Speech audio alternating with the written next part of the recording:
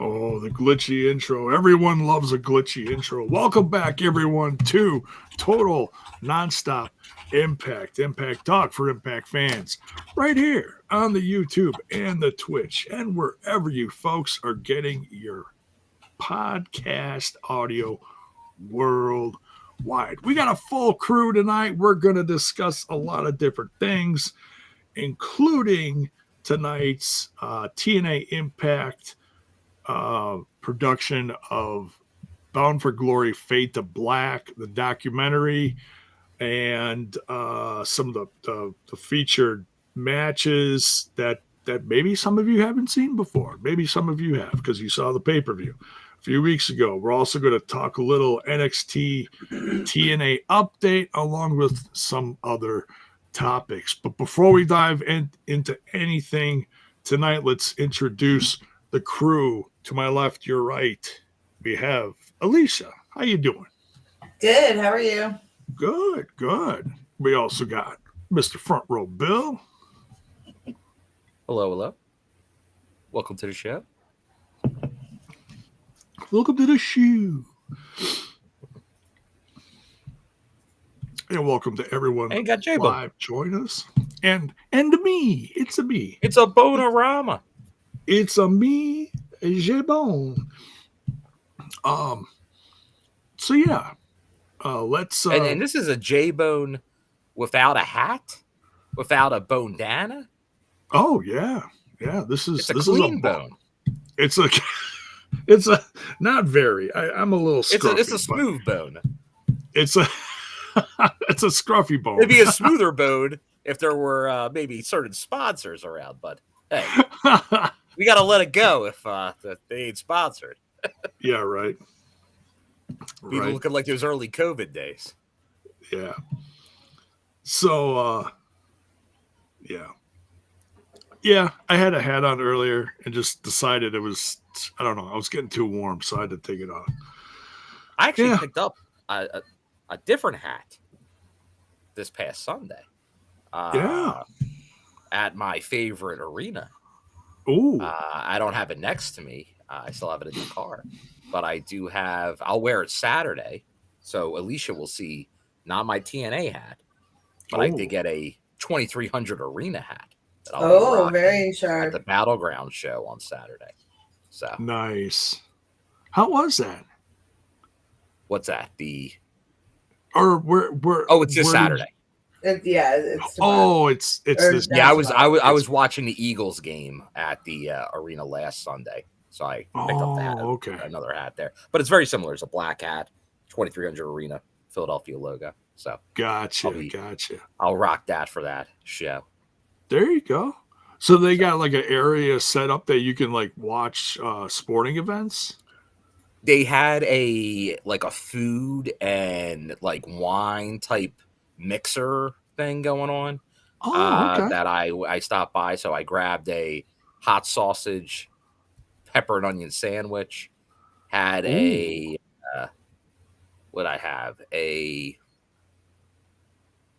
had some an old timey type soda. Actually, I won a bottle of bubbly, some Eagles World Championship bubbly while I was there. But no, I always like going down there, even if it's not wrestling. So good time. But I'll be back there for the proper thing at that venue on Saturday. And Alicia will be there. Yep, I'll be there. It's fun. Nice. Well, you'll have to give us the report next week how that is. Yeah. Speaking of, I do want to say, because there was news regarding this, and this is a guy known in the wrestling community, not as much as TNA, but I know Nick Gage had been pulled off the card in the last day or two, and it's come out why. It's because he's, I guess, entered a program, a rehab program. So, like all of his things, which is once again good that he's taking care of what he needs to take care of. So he is, that's good. But yeah, so definitely wanted to put out wishing the king the best in the recovery. He's got a controversial past, and he does. documented, and I'm glad he's taking the right path. Hopefully. There you go. And he's had a tough year. He lost his wife. Like he's man. had a tough year. So definitely wish him the knocked best. him off the path. Yeah. Well, we definitely want to say some prayers and some well wishes to some people in the chat here. Gary here in the chat says, "Hello, everyone. Could everyone pray for my brother David? Oh, definitely, Gary. He has prostate cancer. Yeah, we'll keep him in our prayers. Also, TW Kazik here says she's got prostate cancer, stage 4. My father has stage 4 prostate cancer. He may be in remission, but it's still stage 4. So it's still a day-to-day battle. So hey, prayers to you guys. I also want to say prayers to our friend. I haven't seen him in the community lately, but he's been fighting some really bad stuff. Adam, I've seen it on Facebook. Adam Smarecki, I believe is his name. He's having heart troubles, and his wife keeps giving us updates, and he's due for a heart transplant. He's in the ICU right now, so they're trying to keep him stable right now. So prayers going out to Adam and Adam's family right now. So yeah. Hope you got. Stay strong, guys. Stay strong. Yeah. Blessed you. Yeah. So yeah. What do you want to start with first, Bill? Well, we can. It depends. If you want to go into some news, there's not a ton of news that's happening, unless we kind of go overall what's happening with the what's been the programming and what's going on with the NXT relationship. But there was we talked last week that the on sale got pushed. And one of the reasons I think it got pushed is there's now an official ticket outlet of TNA Wrestling, J-Bone. They announced for the Full Sail tapings, they have a new partner. And I have noticed them with some other events recently happening. And it is, I'm just trying to pull up their announcement on this. I did see that. It's like here, let me get it pronounced right. It is Ticker. Here it is. It is. Is it not? Yeah, on the website? TIXR is what they have. But here, I'll get you the link to it. Okay. It's like the third story in their news. Just pulling it up now. In the private. My chat. bad, TW. My bad. The picture's this big. I thought it was. My bad. I'm sorry. I'm very sorry.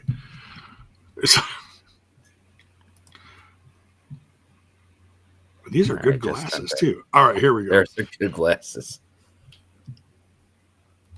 Got them this year. Got them this past spring. It's like my cousin Vinny. Yeah. How many levels of thickness you got there? Okay. Yeah, here we go. Here we'll do a little share. Everyone loves a little share screen of Rooney. There you go. There we go.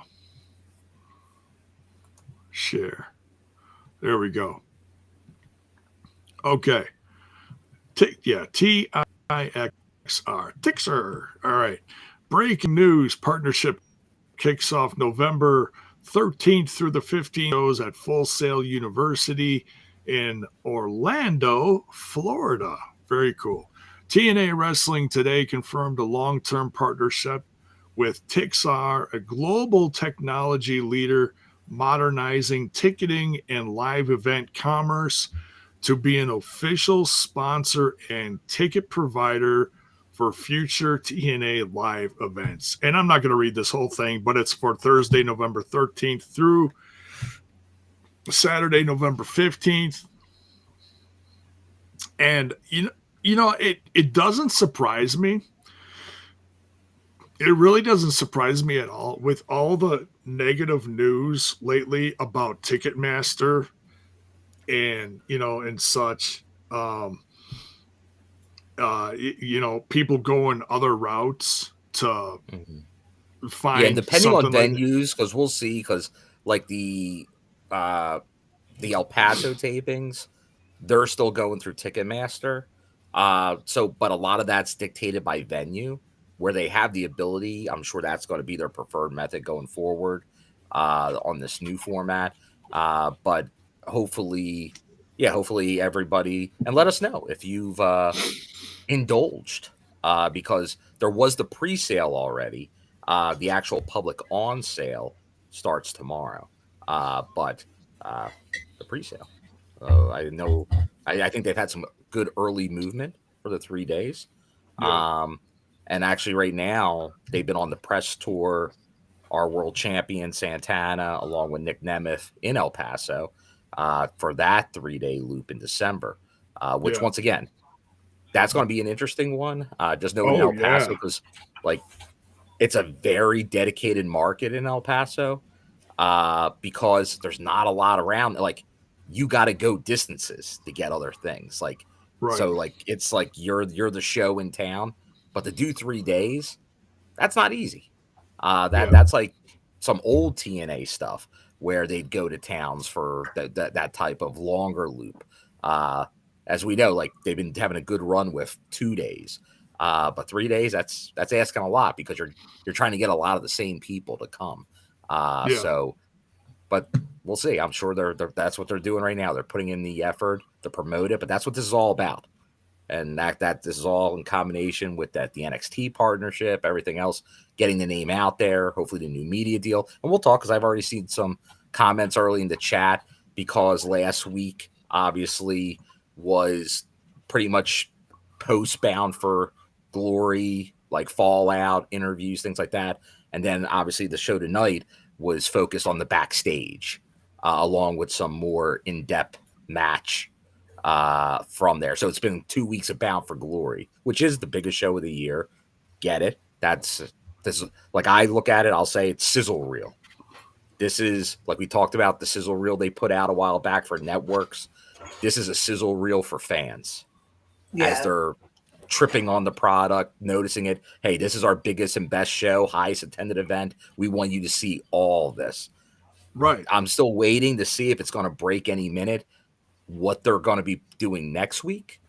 I have a feeling that's where we'll see this content that's been filmed, along with some type of storyline that leads us into the live show and turning point.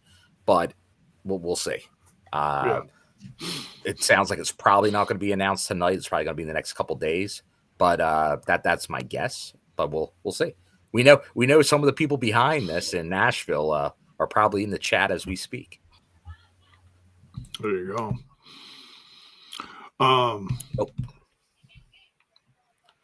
I do want to talk. Go ahead. What's that? Well, I was, once again, not technically TNA related, but it could be.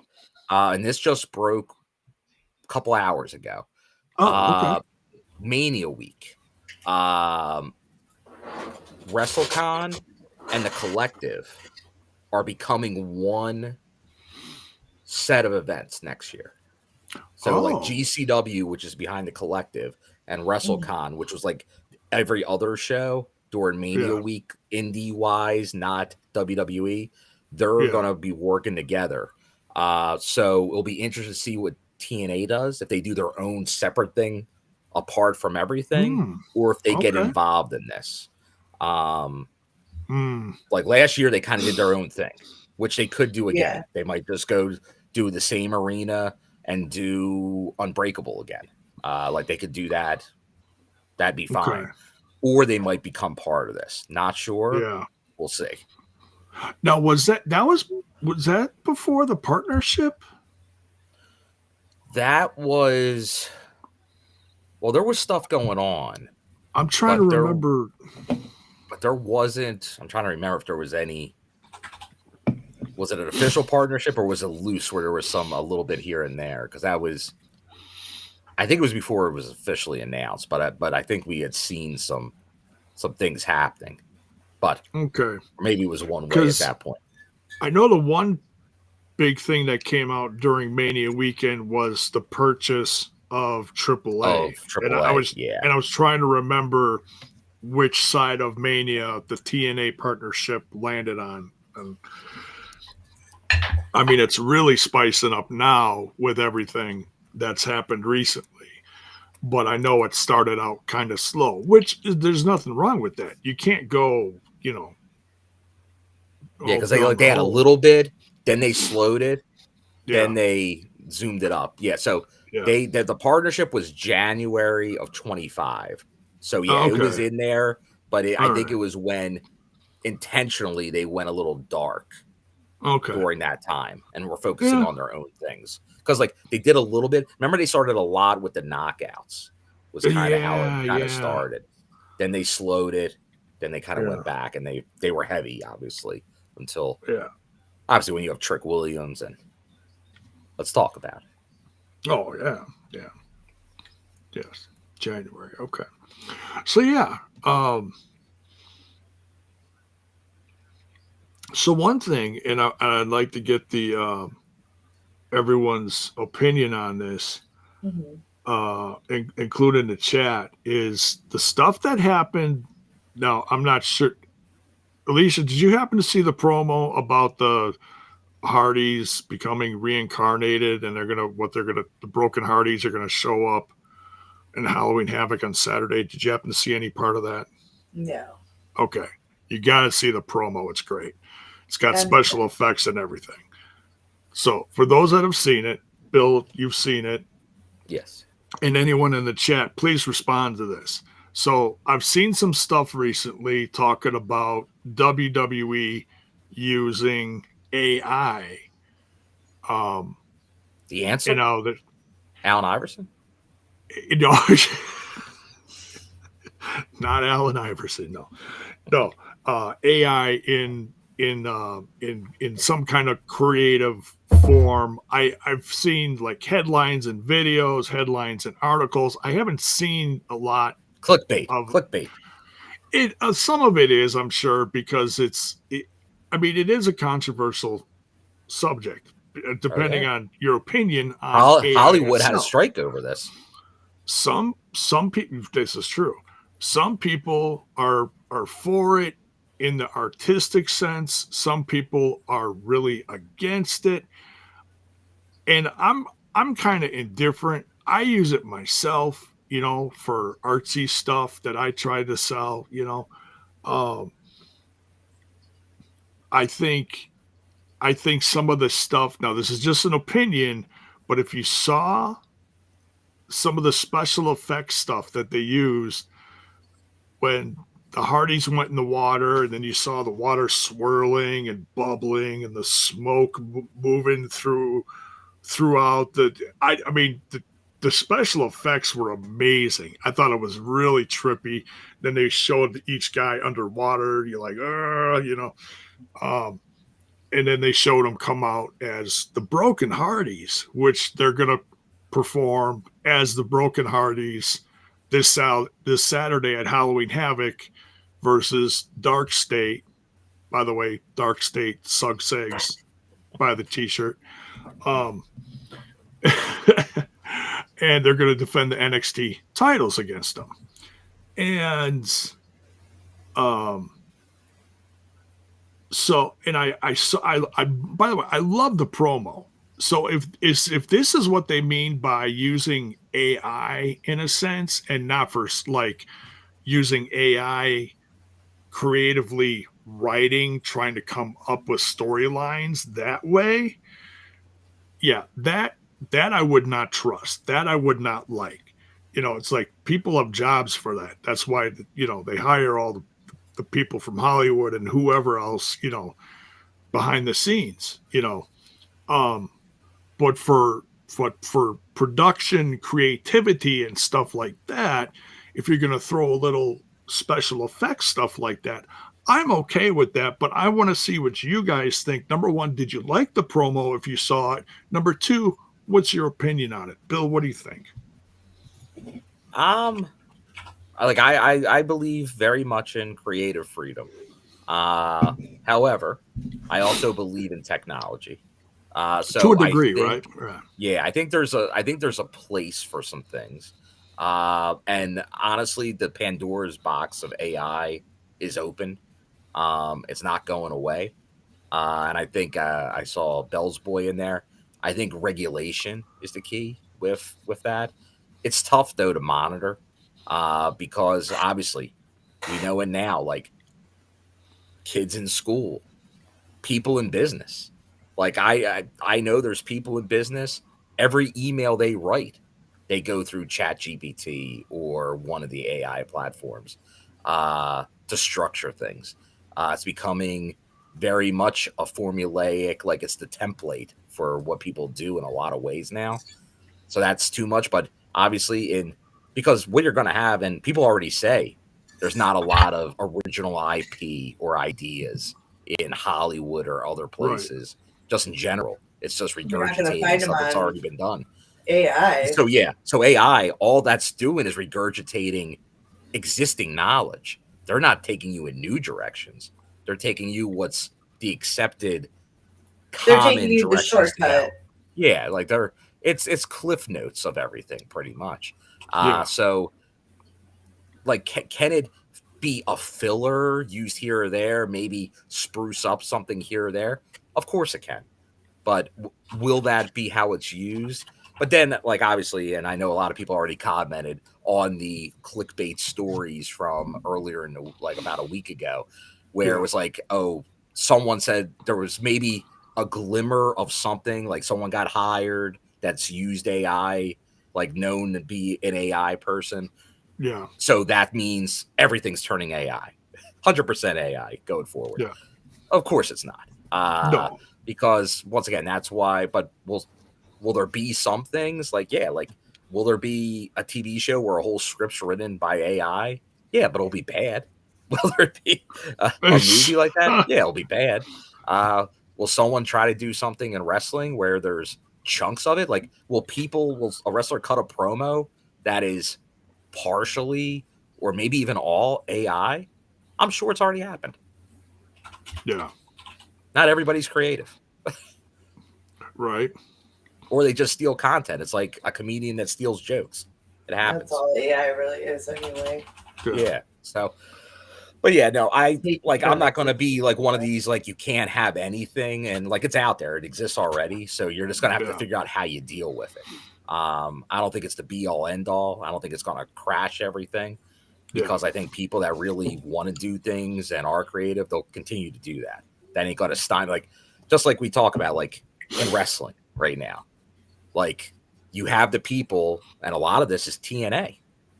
Someone might want to stay at TNA because they know they'll have the platform to be creative, to show off what they can do in ring, via promo, something like that. Some other people might be like, you know what? I want the security of a fat payday. And I know I'm not going to be used. Like, don't even have the idea they're going somewhere to be used, but they might just sit and make money, but be creatively stymied. But they're okay with that. So it's all perspective. Yeah. But Alicia, other thoughts on AI? Are you I take it you're not a big AI person as well. Nope. I'm not a big tech person either, but okay. Just remember this. It's just bad for the environment. Every time you use AI, it's adequate of 2 bottles of our drinking water that they're using to cool those big ass computers down. It's damaging the towns that they're in, and allegedly, let's throw that in there. So I just think, it's just gonna make people dumb. It's gonna be the death of arts. It's gonna be the death of creativity. Everything's gonna feel kind of soulless, and just And once again, like it's gonna isolate us even further. Yeah, I think I hear you. The people that and this was a big issue years ago, CGI in movies and TV. Once again, some of it's very good, but now it's so overdone, it looks horrible. It looks dark. They only make CGI movies.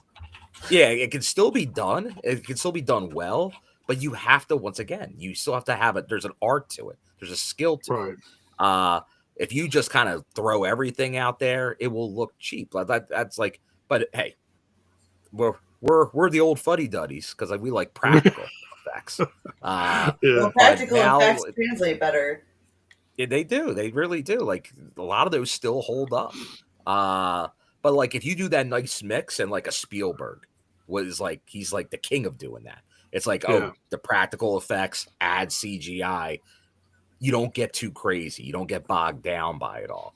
So you don't look as dated. But if they can find that sweet spot, then maybe it could do something. But it's a slippery slope. You don't want to go too far. Yeah, perfect example. You mentioned Spielberg, so I instantly kind of went like old school in my head, and I'm thinking of the old school version of Yoda versus the CGI route. Oh man, did people hate that CGI Yoda? Oh my god, that is what Jar Jar. Jar Jar. Oh, I think I know one person in my lifetime that liked Jar Jar. They were a big Jar Jar. Like I saw you see it once in a movie theater, and it's like it's funny, but then you hear so many people talking about it, and it's like, oh man, yeah. I'm looking forward to that like old school Spielberg and all related producer. Back to the Future 40th anniversary coming back out right around Halloween. So back at the theaters. Are you talking about the classic? The original. Okay. 1985. That is one of the greatest 80s movies. If Daniel Spencer's in the chat yet, he'll have to appear because it's like saying critical. If you say Back to the Future, Daniel Spencer appears. That's one of his favorite movies. He'll be there. He'll be watching it. Yeah. In the next week at the end. Yeah. Daniel Spencer loves himself some Back to the Future. Hell yeah! Every time I see something in the store, I think of Daniel Spencer. It's like, oh man, he'd love this shirt or whatever. I'll tell you though, do you know what's close to mine? And it's this time of the year, and I just went to see it last night in theaters again. But because this is such my heyday when it came out, and I saw it so many times on VHS in high school. Don't say E.T. No, Scream. The first Scream movie. Oh, the first Scream was iconic. Oh, classic. And I'll tell you what, but like I watched it again in the theater. It holds up so well. It does. It's such a great 20 some odd years later version of like the tropes of horror movies. Like it's funny. Like the theater was like that's the thing. And Matthew Lillard, like he's fantastic in that movie. Oh yeah. Yeah. The comic relief in a slasher movie is just fantastic. It's rare. Yeah. Bell's boy with the classic line. When this puppy reaches 88 miles per hour, you're going to see some serious shit. 88 miles per hour. 1.21 gigawatts. It's nothing better. Nothing better. But yeah. So yeah. Tab or a Pepsi free. Pepsi free. You want a Pepsi, you gotta pay for it. Oh, look at that guy's face when Michael J. Fox said that. And can you believe there was actually another guy at one time that almost took that spot? There's a lot of footage of that. Like they filmed they filmed a lot of that movie with Eric Stoltz. Eric Stoltz, yeah, he was almost. But he didn't play it like how Michael J. played it. He played it very serious. Yeah. And Zemeckis is like, this ain't working, brother. Yeah. He pulled the Really Hulk. harsh It ain't working for me, brother. No, it was probably the best move in Michael J. Fox's career. Goes down in history. Yeah, good stuff. Goes Back to the Future. Whoa. Yeah.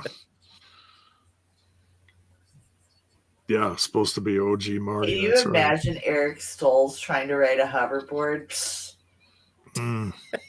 Just can't do it. Would have made for the sequels. No. Or in a shootout, even in the third movie. No, it ain't gonna work. I could picture him in a Western, but not in the first two. The Clint Eastwood line does it. Which one? Oh, when he says when Michael J. Fox in the movie says his name is Clint Eastwood. Oh. Yeah. Well, that's the thing. It always have to have something. So perfect. It's like he thought of Western movies. Yeah. Right. Calvin Klein in the original. Calvin Klein. Oh, the name's all over your underwear. Hey. All right. Back to the show. But yeah. And thank you for all your input in the chat. And for my crew too, as always, for talking about the AI stuff. Yeah, it's interesting. We'll see. We'll see where everything goes in the future. Yeah. Any other news you got, Bill?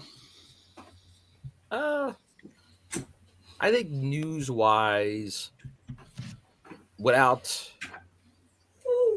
think that's the major news. Unless we want to talk about what happened on NXT as part of our news. Yeah, I was just going to switch to that. Yeah. So as we see on the cover of this video, the Hardys are going to be wrestling as the Broken Hardys on this Saturday's NXT event, Halloween Havoc. And that is going to be a lot of fun. We already talked about the promo. The promo was very, very fun.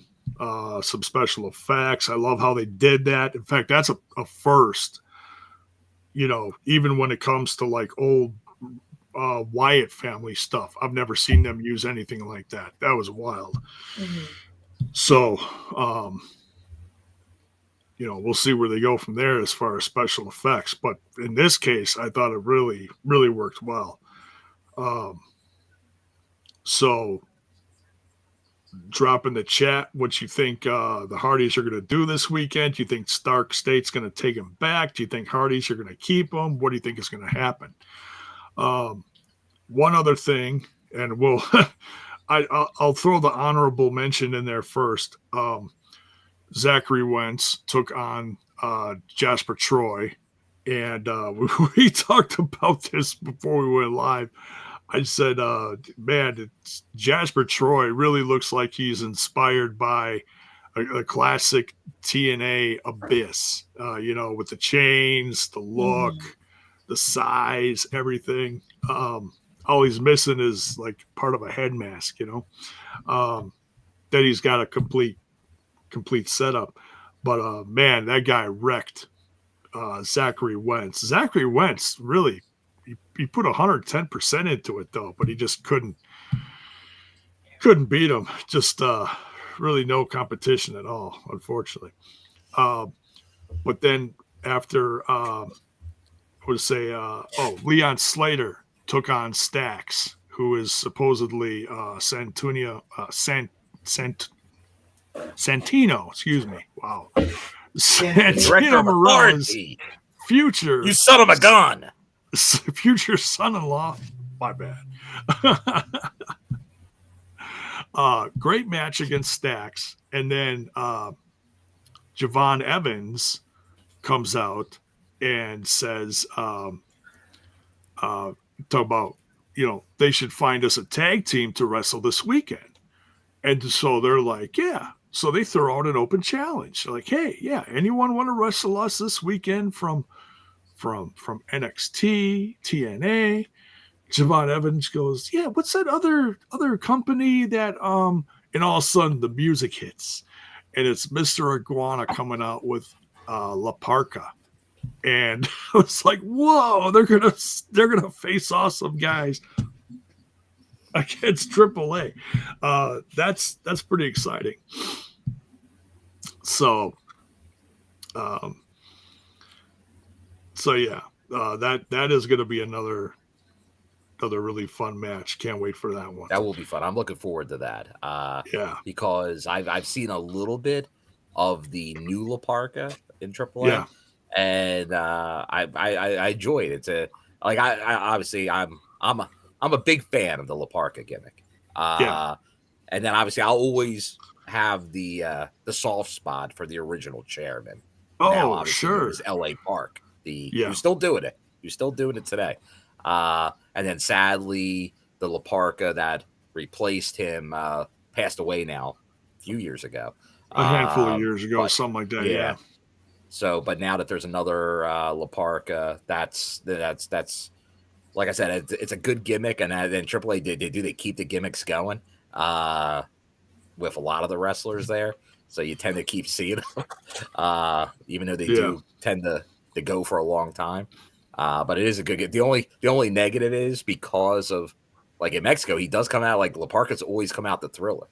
But they will not be playing the Thriller on WWE. You're not paying for that. You're not paying that licensing fee. Copyright they're not looking for. No. But it was almost like Grado with like a prayer. Like, that is so much of that entrance. So that's the only negative. You don't get that piece. But it does add something to it. Yeah. And I think that's just because it was only content that was in Mexico. You didn't see it anywhere else. Well, it's almost like the old Wild West, like ECW used all current music during the time because nobody was paying attention. Right. And when people are paying attention, you got to get rid of that stuff. Right. So it's cool. It's fun. It's the same thing you get out of an indie show. You can play whatever song you want. But then when you're talking about TV, there's rights and all that. And honestly, I get it. Like, to pay that type of music. And once again, hey, they deserve it. The artists and all, like, they get their money. But I get why companies don't use them because that's a lot. That's a big expenditure. So that's why you got to make your own music. Makes sense. Every company. Yeah. That's why. Yeah. Great job by the Dale Olivers and TNA and all those that have doing the music because that helps. Oh yeah. Yeah. So let me know in the chat. Are you planning on watching Halloween Havoc? Only if there's a coal miner's glove match. Yeah. Spin the wheel, make the deal. Right. I don't know what time it starts here. I got to find out. I believe 7 p.m. Eastern, so it would be 6 p.m. your time. Okay. Yeah, and I'm working till 8, so if I do start watching it, it ain't gonna be till 2/3 or after the way through it. Oh yeah, CJ Martin. Yeah, I did see that. Yeah, Kalani Jordan. And I don't really get this. It's interesting to start a feud like this, but it's interesting. Basically, to sum it up real quick, is the NXT women's locker room has turned their back on Kalani Jordan because she's embraced being the TNA champion. Yeah, but now she's the opposite of Trick. Right. And now she's, which is crazy because they didn't do this to Jasmine, right? Or JC Jane. They didn't do this to JC Jane. They just didn't like JC Jane. Right. But they didn't kick her out of it. They did it, but didn't see. I knew at some point they're going to have to do something because she's a face. Like, it's been a little bit of a unique dynamic. But now it'll be interesting. Is she a face in TNA with the belt and there's going to be a heel there? Yeah. Like, it's just interesting because once she was on Team TNA, they kind of were going down that angle. But it's more like, is she a heel, or is it just like it's a perspective thing? It's just right. The locker room at NXT, those girls are just, come on. I mean, come on, J-Bone. Right. So, Jordan Grace was trying to befriend her, and Kalani Jordan's like, you're just jealous because I'm holding this now. And she started getting shitty with her, and it was like, Jordan Grace is like, you don't get it. And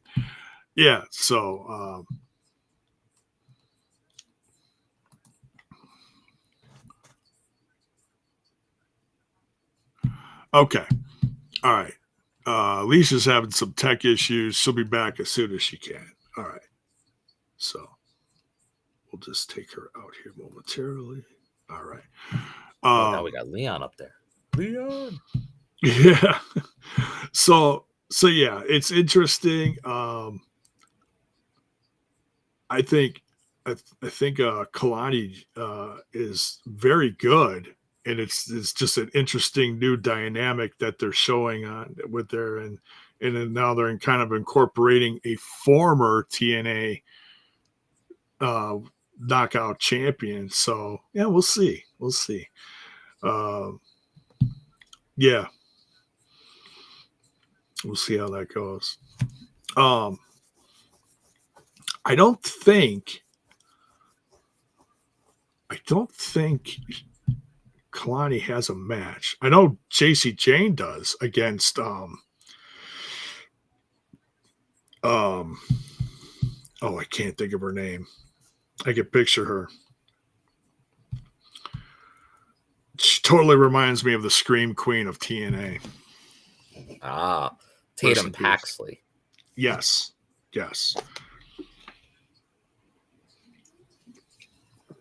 Very much inspired by. But man, can she wrestle? It was the first time I saw her wrestle on Tuesday. I was like, wow. Mm-hmm. What is the name of the gal that passed away? Daphne. Thank you. Totally inspired by Daphne. I think that's awesome. JC's defending against Tatum Paxley. Yes, thank you, Bell's Boy. Thank you. Yeah, that should be a really good one. But anyways, just wanted to quick give that a mention. But that's it for the TNA content of this past NXT. Yeah, not a lot, and still we're on the Joe Hendry watch.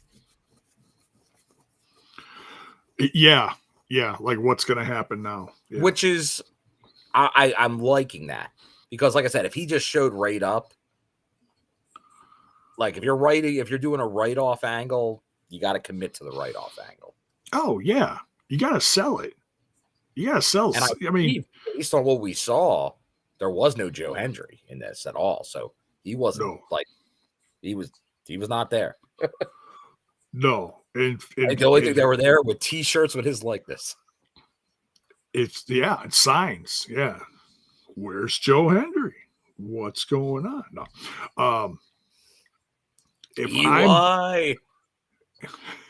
if I'm producing stuff for Joe Hendry in WWE NXT, and I know they're like writing him off in TNA, I don't have him show up to 2026. And that's what I believe will happen. Give him the time off. Just let him rest up. And then go full steam with him. Yeah. Have him show up at the next special NXT event, at whatever it is in January. Yeah, there is one. I know what somebody just put it in the chat here.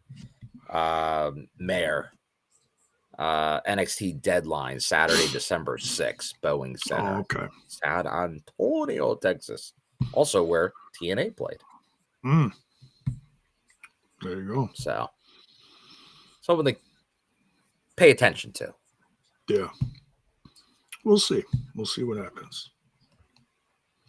So, all right.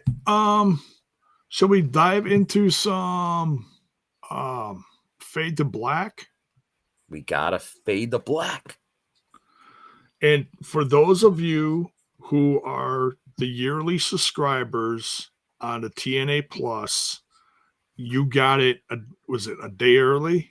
Yeah, I believe. yesterday at noon, I believe. Yeah, you got it a day early, which was interesting because if you just look at that without the breaks and everything, it was only 30 some minutes long. So you knew they were going to like show some extra footage, the matches or whatever. Um and then they on TV and obviously on the app, it was a slightly different production. Yeah. Yeah, they replayed some stuff of the Dudley stuff that we saw from the build once again up. makes sense. That was your marquee matchup. That's what sold the event. And I said, like that, I know you were doing the live reaction of the show tonight, and like you could tell, like I said, there was not an empty seat to be found in that building during that match. Yeah.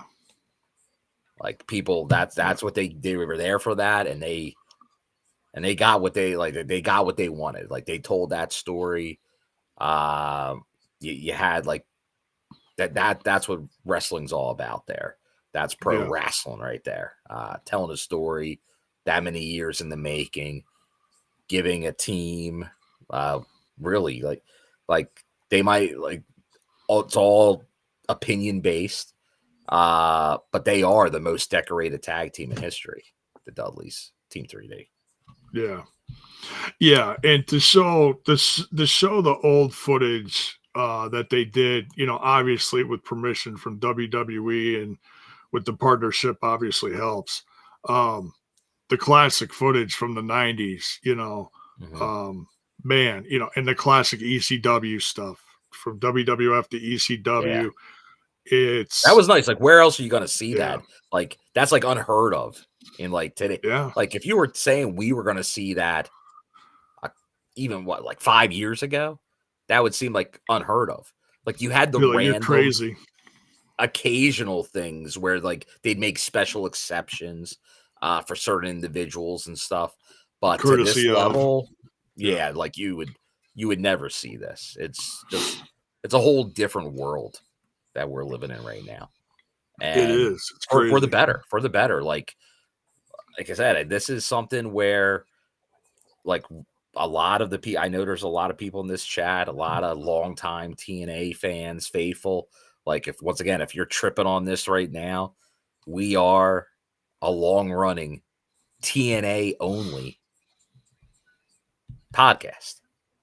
We focus on TNA and only TNA. But because of this, like obviously with there's connections, we're talking this too. But once again, like just the breadth of what that WWE machine is with NXT and stuff. It's just so many more people being seen now. Because I think that's always been the issue. Like TNA has always, no matter what, management changes, roster member changes. Yes, even this guy without his bandana. But yet the product has always been good. Like nothing's ever 100%, but it's always been a consistently good product. And I think it's always had the issue of people being able to access it, watch it. But once people do, either if they go to live events or they go and watch it somewhere, people tend to get hooked on it. But the problem is just getting those people to see it. And now with this reach and by having your performers show up on these other shows, a lot more familiarity with the product and the people, which is like that's something you can't do. Like to get the type of eyes and the audience that they've been getting, like that's, and we'll see. Like I know Matt Hardy just gave another interview on a podcast. Like when this is announced, like it's gonna be a deal, like a big deal. And honestly, like the financial thing is great for the company. Like I will help retain individuals, sign new ones. Oh, sure. However, it's all about how many eyes will get on that product.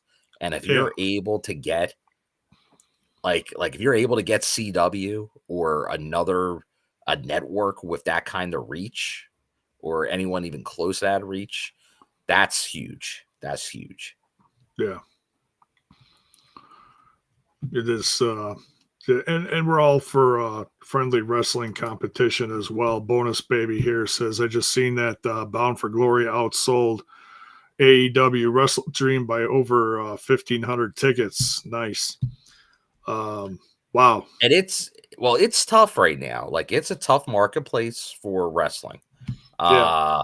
Like, it's like you see it. Like, everybody always wants to say but the wrestling goes up and down in boons. Like right now, obviously WWE, TKO, they're going crazy right now. And it's kind of but they got rid of, like, for the most part, house shows. But like, they're focusing on events like TV and PLEs. That's all they're doing. And they're being very successful at doing it. Like, they're running it like a business. But to see, once again, and that's we talked about a minute ago, back to back 7,000+ people in attendance for TNA PLEs. Yeah. Unheard of. Unheard of. People would never believe this a few years ago. Like, and once again, like, I think the people that always did, but it's tough. Like, I remember the Spike era where, yeah, they would do some big ones, but then they'd run house shows or TVs from like college campuses and stuff, which they couldn't fill those at the time. And it's just, so it just tells you a lot of people in management, marketing, in socials, like, they're all really working this right now, along with the relationship they have with WWE and all, because it's coming together. It's coming together very well. Like, they're getting partnerships. Like, it's all working because, like, they're hitting these markets early. Obviously, Ross Foreman, that crew, like, to get this type of, once again, like, they're getting buy rates, they're getting ticket sales. This is all part of the equation, but that then gets you the TV deal. And it's struggle because, like, we see what's happening. Like, there's all these companies going together. Like who knows? Like, Warner Brothers is for sale, pretty much. It sounds like. It sounds like Paramount or somebody's gonna buy them pretty soon. Netflix, how's Apple, that gonna affect someone. things? Yeah. Like, it seems like that's gonna happen. But then, yeah, like, how does this affect other things? That's the only thing. That's why it's always been great to have Anthem own access, because it's just a crazy marketplace. Who knows what's going to happen in these media rights? And based on what they do, what is there? Is there, like, will Access still show stuff? Well, like, will they have the app? Like, I know Carlos has given a number of interviews. I think it all depends on the deal. I think a lot of things are on the table. So, like, will there be second run at places? Will there be replays on the existing networks, or will that all go away? We'll have to see. Yeah, definitely. I think, a big part of the Fade to Black was showing the Hardys and Team 3D / Dudley's stuff. And other great footage was showing some of the stuff that happened before the show, the stuff that happened with Chris Bay that they showed. They incorporated that. Talking to Chris Bay and about his progress. They showed some of his earlier footage when he was in therapy and how far he's come. He just got, like you said, he just got cleared from physical therapy, and now he's still working. He's still getting, it's not like he's going to be in the ring back on TV anytime soon, but he's making that progress. He's walking better. He's getting stronger. The things in his body are communicating, connecting. It's all working together. And that's what, you'd love to see. He looks like a different person than when he started. And he talked about some of that first conversations he had with his doctor, and it's hard to listen to. It's like, man, I can't even be, I can't imagine being put in that position, to have that conversation with a doctor like, you may never walk again. It's, man, I just can't imagine that. But to have him come this far, it definitely is going to be one of the greatest stories ever told. If and when he gets back in the ring, just like no matter how far he's gotten, he's already won. He's walking again. He looks better. He's got a great attitude. His company's behind him. They haven't just, you're here, but you're not really here. They featured him. I mean, that's great. So I think this is, and I think this is a good point that, because I saw a lot in the past week, like on the socials and all, like JDC, other ones. Like you always hear this message, but CJ Martin putting out a big part of Fade to Black was showing how the roster is such a tight family. Makes you really want to root for this crew to keep achieving successes. And it's true because you do kind of see it like every week. You see it there at live events. They all pull for each other.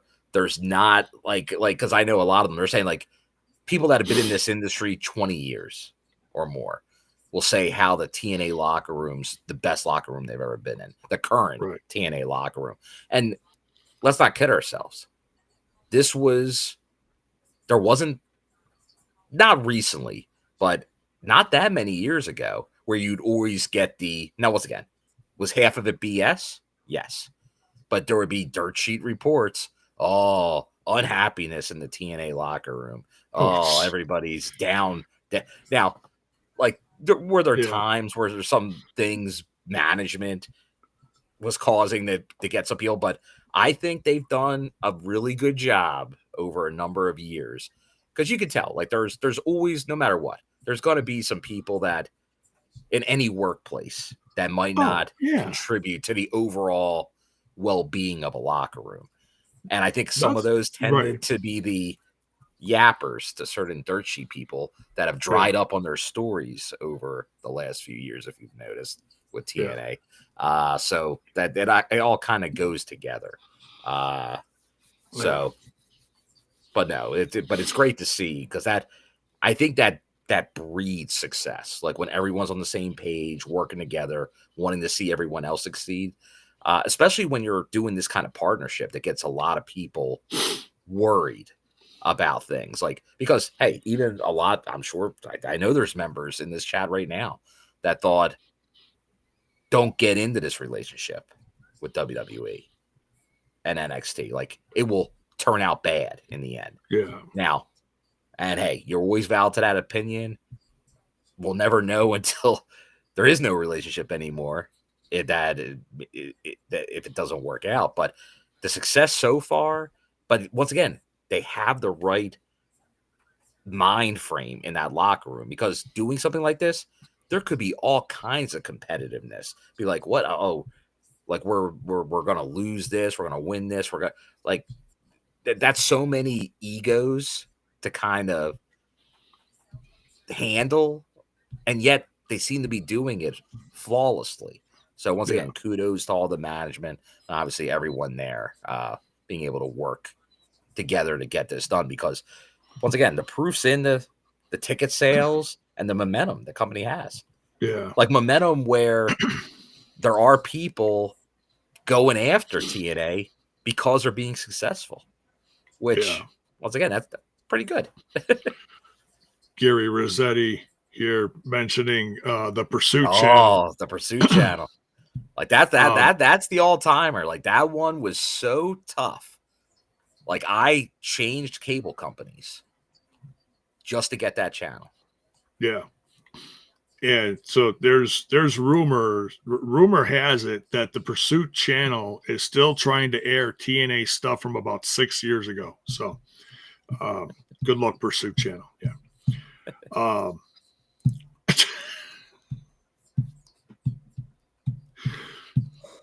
Just a rumor. yeah.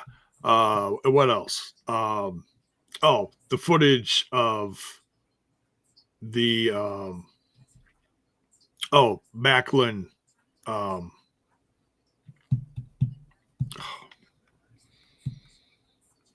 Kaz match. Macklin and Kaz, yeah. Yeah. Kaz's first match of the night. It was. So I'm glad they showed some of this because I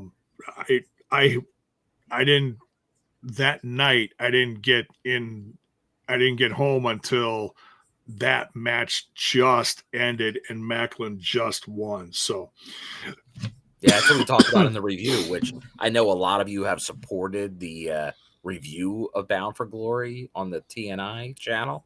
But if you haven't watched it, feel free to check that out because it was the countdown and that match where JAYBONE'S like, and then I came in. But if you want to, once again, as TNA's been showing the last 2 weeks, the emphasis on this show, the TNI show here has also put a lot of emphasis on Bound for Glory.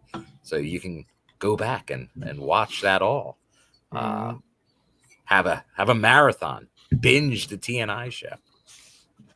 Right. Yeah. And and I think there was absolutely was a possibility like our UK cohorts decided to take the week off, but I was like, and that's fine. That's totally fine. I was like, yeah, rest up by all means. We've done that too, but I still felt like there was too much content to talk about. So there's always something going on. So here we are. Yeah. Whether it's news, the NXT TNA stuff, whatever. Yeah. Like I said, like I pondered as me and Jay were talking on Tuesday on doing maybe a solo show for the NXT show. But if Jay was available, we probably still would have done one. But it wasn't one of the bigger collaboration weeks on that show. And then so going solo late on a Tuesday was like, we'll put it into this show.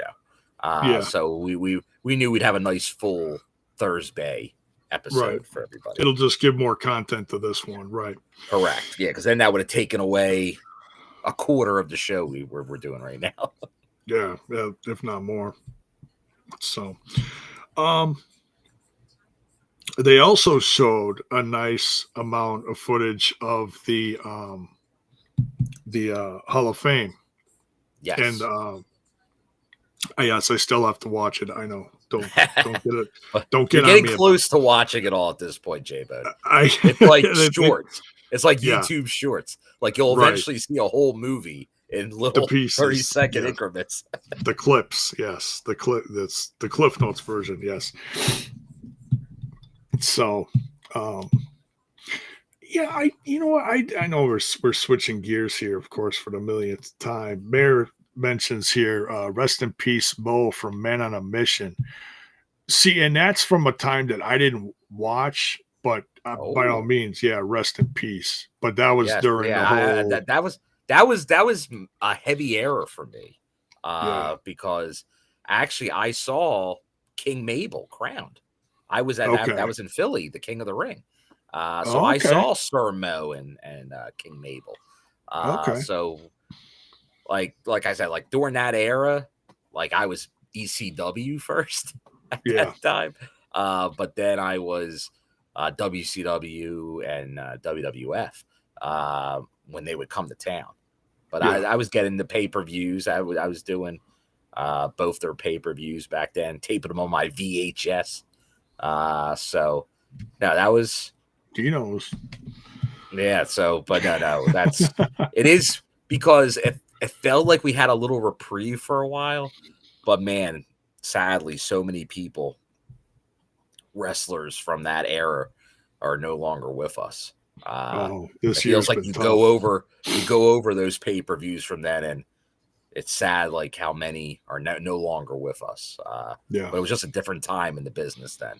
It feels like hopefully in the more recent and today's climate, that won't be the case when we look back years from now. Yeah.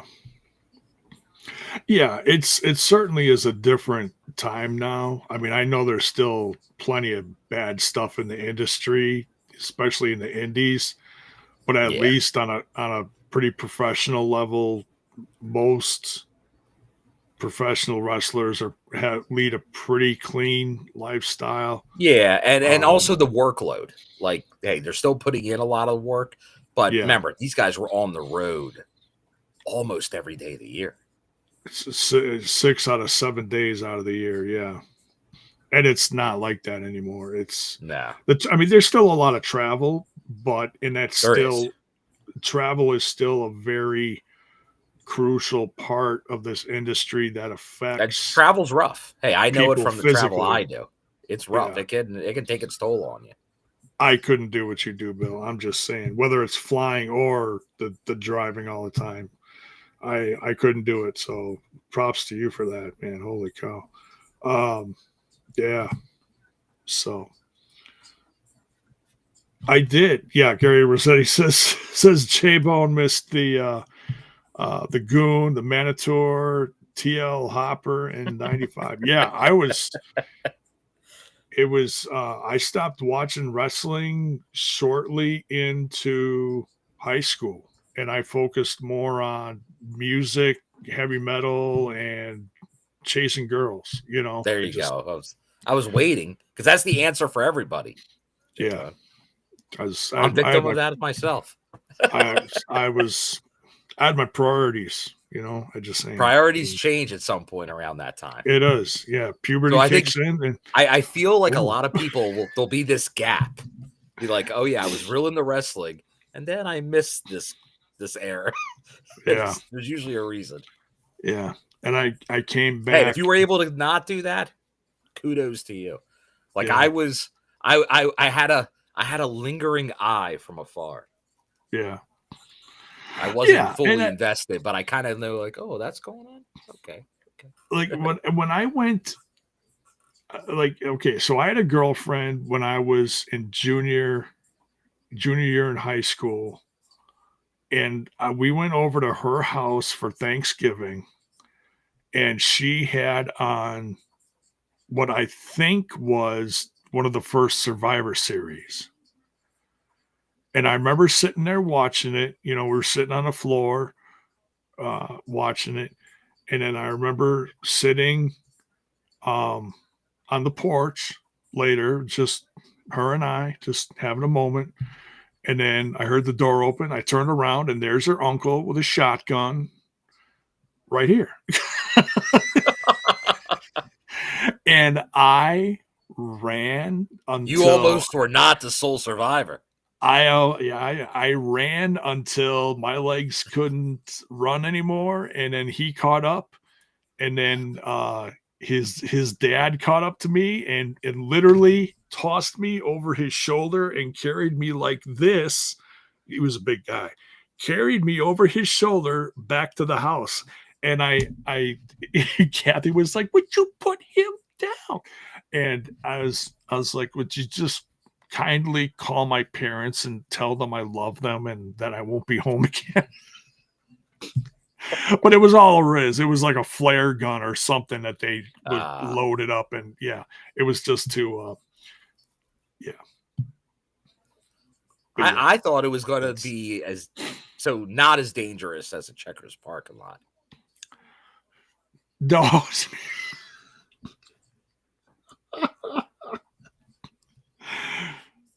Totally different. This was a safe space for J-Bud. It was. They were just messing with J-Bud. It was a rib. It was all a rib. Well, the rib, you probably should have known the rib started that she was watching Survivor Series. No, I was fine with that. Well, but did you know she was a wrestling fan? I had a feeling. It's all a big blur right now, but it wasn't like oh, we're watching this. It wasn't a surprise. Okay. Because I'm pretty sure being over there before, I saw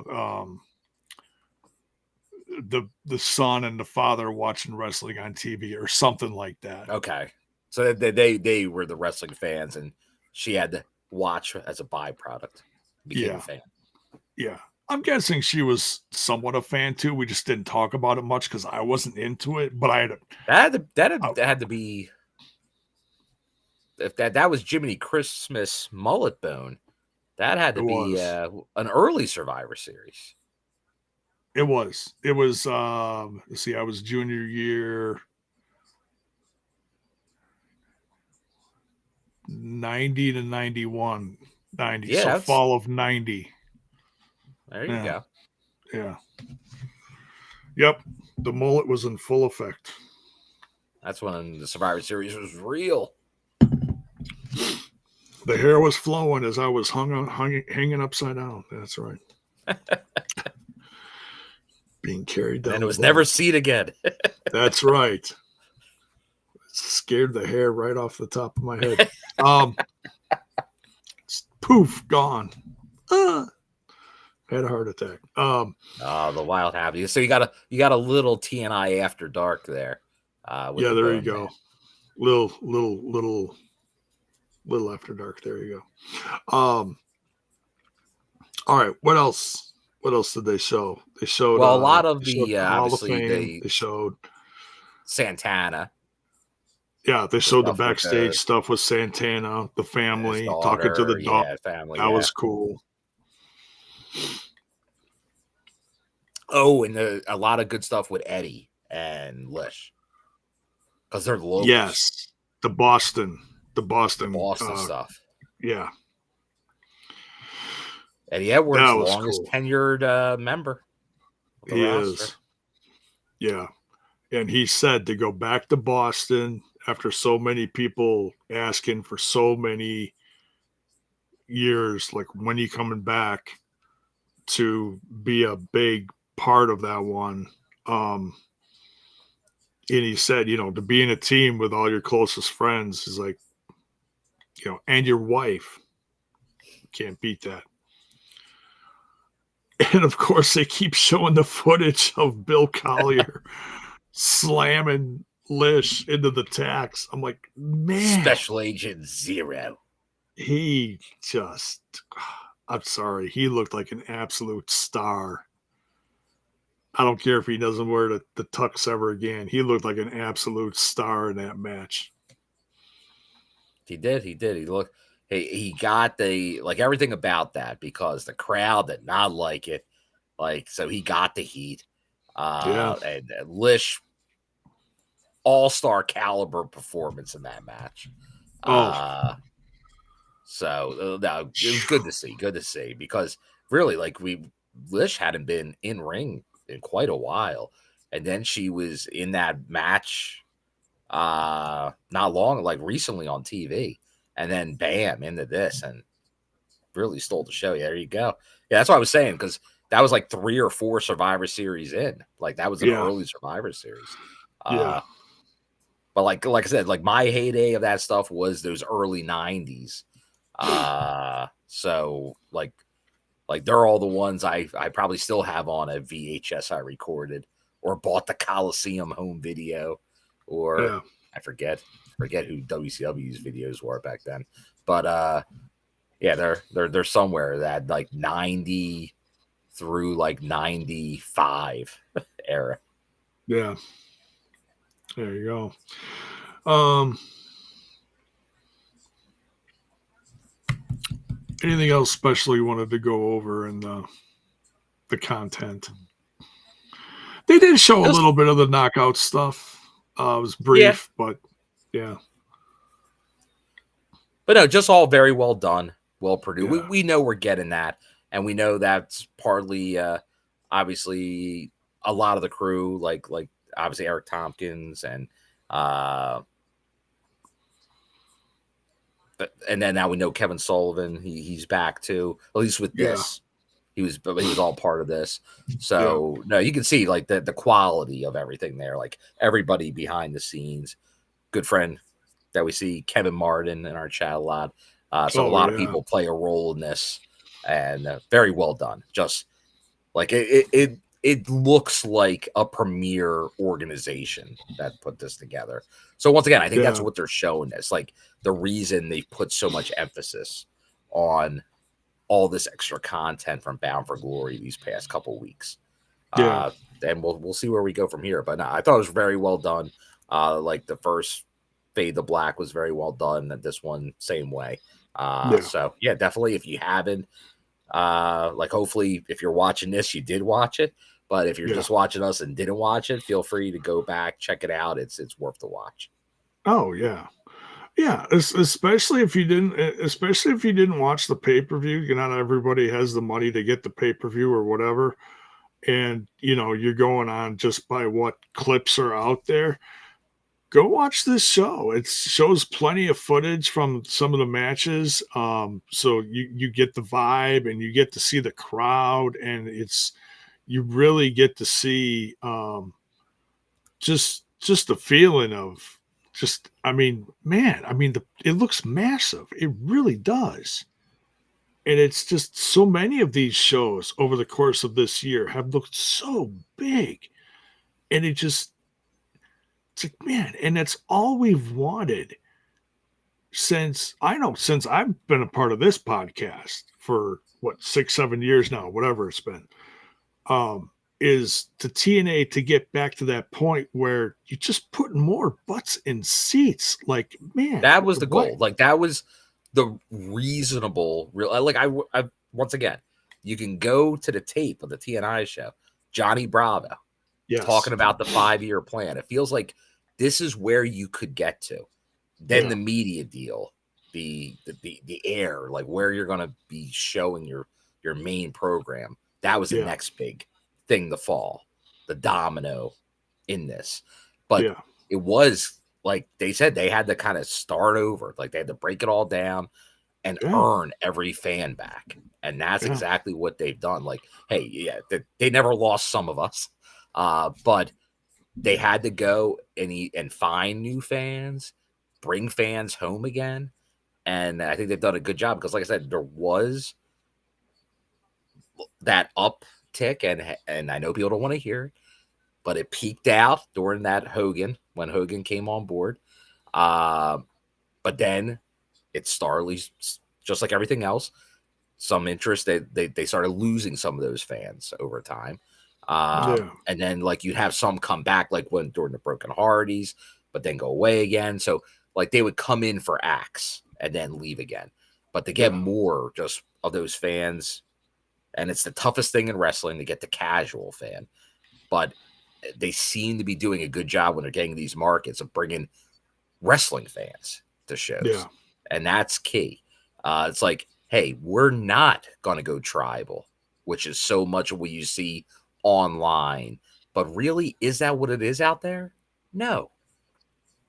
People in a town want to go see wrestling. A lot of them don't care who's like what company it is. They want to know some of the people, either because they are big names in the business, like the Hardys or something like that, or they're seeing them somewhere and they're like, oh, I saw that guy on NXT. That Leon Slater is doing some crazy stuff. Let's go see that TNA show. Or it's a market that doesn't get a lot of wrestling, and then TNA can now help fill the void and give them names to start following. So it makes a lot of sense what they're doing, but you had to build it up, and you're seeing it. The progress is there. Yeah. Or maybe someone from the roster is from said area, that helps too, and they're using that person in the promotion, sending them to a local sports affiliate, whether it would be baseball or football. And they're doing a lot of that, which is very smart. You saw the foot, absolutely. Like Fenway Park with the Red Sox, like, and you see it, they go like to the professional soccer teams, the football teams, like guys like Moose and AJ Francis, like they're doing a lot of that work on those relationships. Like they're once again, this comes from a lot of ways. They're getting on all the local radio stations, local news outlets.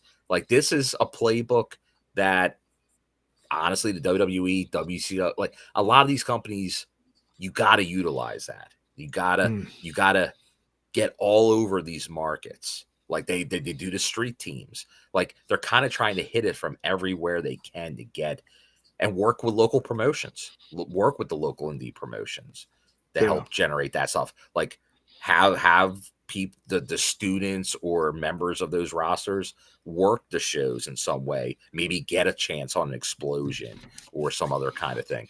Like it's once again, it's a balance of dealing with all that. Oh, and you know what? Yeah. We should have mentioned this in the news, but because this was once again dirt sheet lies, we'll call them, about TNA doesn't work with Maple Leaf Pro and Scott D'Amore. Well, guess who was just announced for their next show? Oh, our world champion Mike Santana facing interesting. Shelton. Okay. So, but once again, like that was never a true story either. It's just, guess what? If TNA is the same day as Maple Leaf, yeah, no one from TNA is going to be there. Like if there's schedule conflicts or you can't book a match because a certain company will send their wrestler with a stipulation that they can't lose, you can't have a match. Like if it doesn't make sense for the other company. So once again, let's not let the facts get in the way of clickbait. So right. Oh, and speaking of other companies, I want to say congratulations to our former colleague Trent, still part of the family. Got to say that Trent Zuberi is still working for the Chicago affiliate AAW, and their new tag team champions are the Good Brothers. So congrats.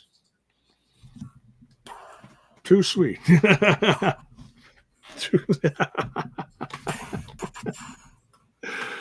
So yeah. Yeah, very cool. And speaking of the Good Brothers, J-Bud. Yes. What are your current feelings? Do you have a sneaking suspicion that they turn back up in TNA? Maybe with this new TV deal? I don't know. Possibly. I got a feeling we're gonna. I think there's gonna be a lot of little things in the works, or a lot of big things in the works, and we're just waiting for like the first like live TV date to drop. Yeah, because early next year. I have a lot of long-term storytelling plans in the old noggin up here. Ooh. And as I like to say, I feel based on what I'm seeing that AJ Styles is doing something in TNA next year. That'd be great, considering it's his last year in professional wrestling, period. I'd love to see it. And we know he has two very good brothers. Yeah. Could they be involved in a possible storyline in TNA with AJ? What they were originally supposed to all do with Dixie Carter, that when he was going to come back, and it didn't work out.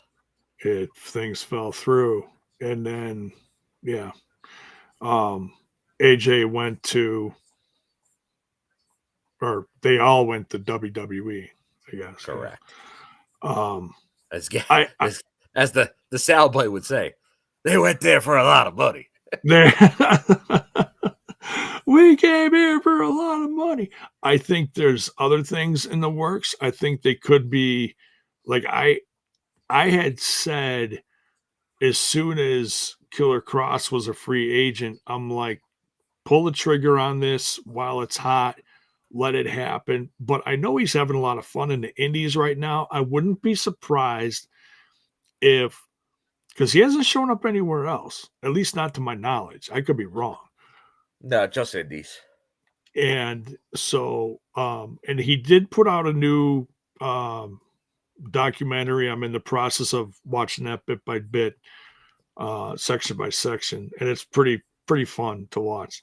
But I would not be surprised that with the debut of this new TV deal, he shows up as a surprise in the new this new era of TNA. I think we're going to get some at the free agents out there. He's definitely like, and hey, I've been a big advocate of people that a lot of people think will not return to TNA can return to TNA. Tessa Blanchard. But there's been others that people thought would never return. Hey, Okada even returned, and most people thought he would never return. He's never going to return. Nick Aldis came back and he returned. But so it would be, because obviously it was not a good ending his last time here. So to at least, and once again, like I think we all thought like he was the guy they were pushing to the moon. Like he was like him and Moose and stuff. Like they were gonna be he was gonna be a big deal, and he was. He was very heavily featured. But then obviously it all came to a halt. But he's definitely one. Like there's definitely some potential knockouts out there. Some good names out there. There's obviously some tag teams. There's some main event type guys. So there's talent out there. Like that's one thing there definitely is. But the thing is, we talked about how TNA's the family atmosphere. They're like that's the only thing. You bring in some people. Like if you're just still gonna have 2-hour show and Explosion, there's only so much space. So you're gonna have to move stuff around. Some people might not be here anymore if you bring in obviously some more, which it's a tough thing to manage and where their spots are, because people don't bring it. TNA, no matter what, they use everybody they have for the most part. Yeah. Like you don't come to TNA and sit. It's very rare. Unless like you're someone just breaking in and they're figuring out what to do with you. But if they're bringing in established talent, like some of the new knockouts coming in to sit. Yeah. You're not going to see some of the new knockouts all the time. You're going to see them here and there throughout, explosions rotated. Like some of the girls, those new girls for, what was it? Myla Grace and what's the other one with the pink hair? Hopper. Harley Hudson. Hudson, that's it. Hopper. I was close. It was with an H. I like that. That should be a wrestler name, Harley Hopper. Oh man.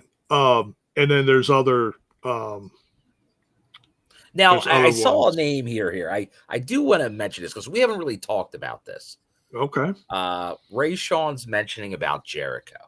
Oh. Now, I know everybody's talking. All the dirt sheets are. He's going back to WWE. Yeah, Royal Rumble, retirement tour, all that stuff. However, have you seen the promotion for his next cruise, the Jericho cruise?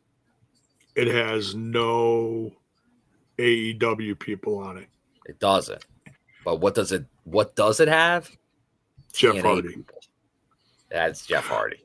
It has a few people. It doesn't have a lot of people, period. But it doesn't have a lot yet. But could there be a Chris Jericho Hardy type deal where he's working both brands, at least temporarily? Could Chris Jericho have a cup of coffee in TNA, especially on a new network? Oof. Man. Because now I know people don't like things out of spite, but if he was on a weekly show, the pop ratings for TNA for maybe a month storyline as he makes his WWE presence felt, that would be interesting. It would be amusing. Oh, yeah. For like or make it a quarter. Like a month isn't that much. Like make it a quarter. Nah. But I'm thinking like one major storyline. Right. Yeah. A few months build up to a major pay-per-view. That'd be perfect. Yeah. Hey, anything's possible. Anything's possible. And we've seen that over the last, I said, I could see 6-7 years in wrestling. I could definitely see that. And once again, it would be another thing, a guy that wasn't here but was supposed to be. Like he was supposed to be the guy at Bound for Glory, New York. Yeah. that wound up being James Ellsworth.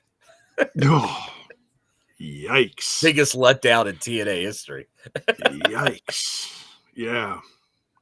That was horrible.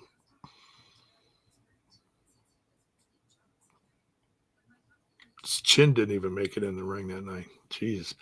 But yeah. So yeah, just, and I know some people are like, what's all this stuff going on? It's just, you gotta, like, there's a lot of moving parts with what's work. Yeah, let's try that again. There's a lot of moving parts with what's going on in the company right now. Like you said, they're finalizing the TV deal. I'm sure they're trying to organize surprises. They're trying to figure out, well, I'm sure they already have figured out what they're doing next week. They just haven't promoted it. But it won't take long to throw it on social media with a few videos like, hey, by the way, this is what's going on.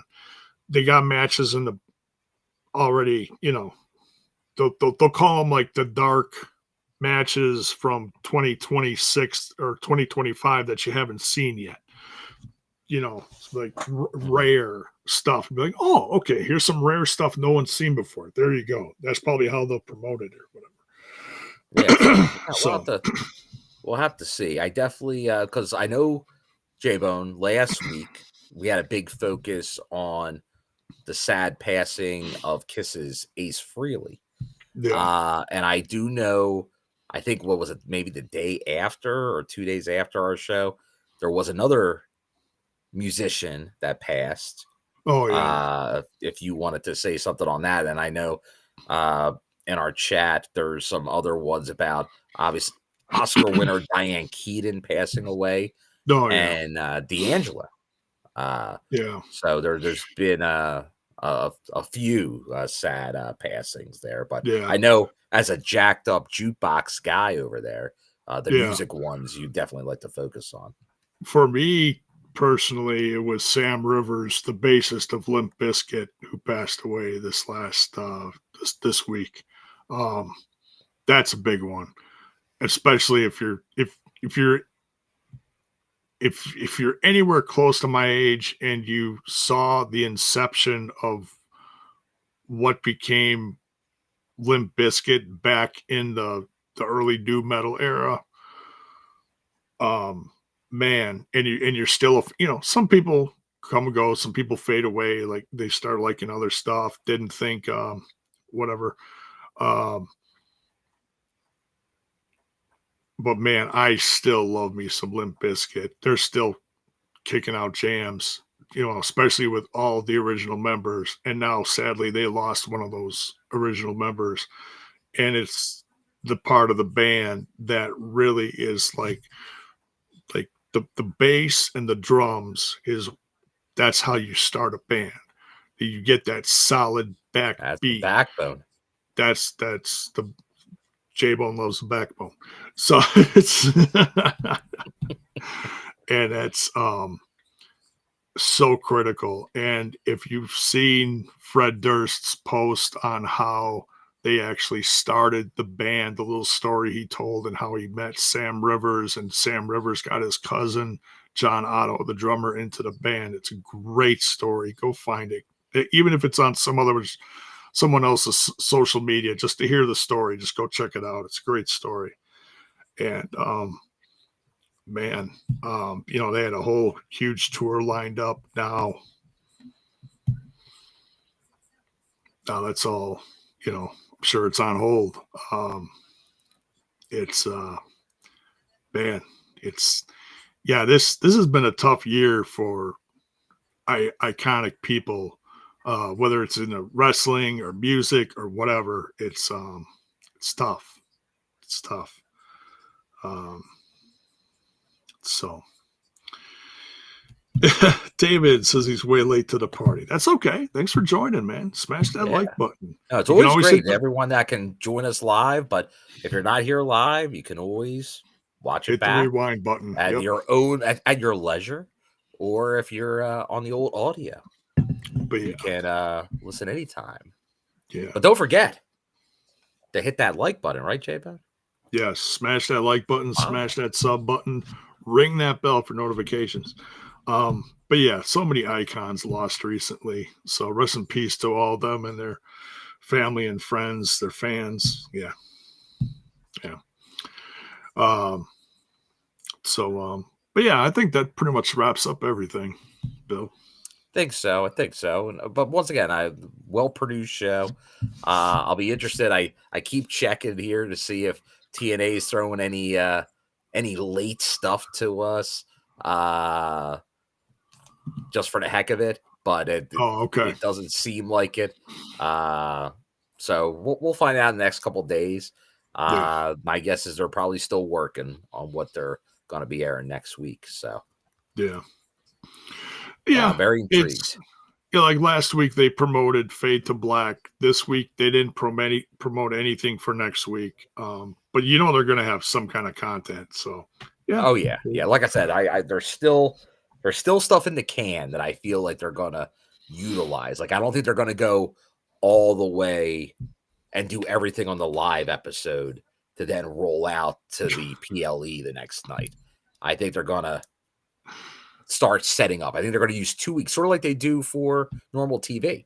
I think they're going to pull off, this is my guess, a mini version. Like I always like to say, the thing that my most surprised, now once again, it's a long time ago. But when they did that whole tournament to crown a champion, and nobody knew when they filmed it, that's what they were doing. Yeah. They have enough content in the can for 2 weeks for sure. Yeah. Where you can have backstage segments that you already filmed or you filmed over the last few weeks. Yeah. And put together a show that leads you in to that live episode and the PLE. And that's what I think they're going to wind up pulling off, and no one's going to be the wiser. And that's in 3 weeks. Yeah. Yeah. Right. So, but I know some people are saying in the chat, don't want to miss it because one of our favorites. As you're talking about Trent, if he was here right now, he'd be like, how have we not talked about the great Gamma Singh who showed up on Explosion with Raj and had it, so great to see. And they're actually doing an actual documentary on the great Gamma with Raj. So definitely keep an eye out for that. I saw a clip of that out there. But yeah, no, always great to see Gamma. Critical Sting says, it's 30 minutes past midnight. Why would you remind me of the World Title Series? Yeah. I love the World Title Series. Right. So, but yeah, that's going to wrap it up. Good content from NXT TNA on Tuesday. Like advice with the bone. Wrap it up. Yeah. And good stuff from